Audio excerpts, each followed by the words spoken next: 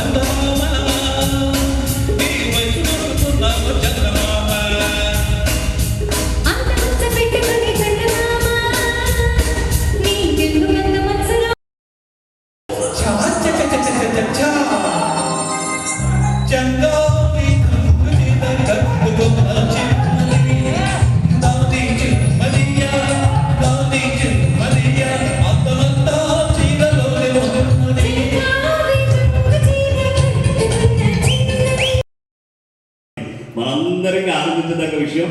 చాలా చాలా ధన్యవాదాలండి. రాజమండ్రికి కాదు ఏంటి మీరంతా ఎంత గర్వకారణమైన మాస్టర్లు వీళ్ళు అంటే మీరు విన్నారంటే పాటలు విన్నారంటే నాకే చాలా ఆశ్చర్యం వేసింది. మాస్టర్ సార్ పాట వింటే ఏంటి ఎంత బాగుందంటే ఏంటి ఎంత బాగుందా అని అంత ఆనందం అనిపించింది. చక్కనయ్య చందమామ ఎక్కడున్నాం ఈ టైటిల్ నాకు ఎందుకంటే ఆ పాట గుర్తొచ్చి అది మహానుభావుడు అక్కినేని నాగేశ్వరరావు గారు మెయిన్ టైటిల్గా పెట్టారు. నేను ప్రతి పోకరకు ఒక టైటిల్ బొరలో వస్తుంది, అది నేను యాడ్ చేస్తాను. ఎవరిని తీసుకొస్తే మన చెప్పండి నాయకులను తీసుకొచ్చాను. రాష్ట్రంలో కళాకారులను తీసుకురావాలని నా ఒక కోరిక. నాకు డబ్బులతో పని లేదు.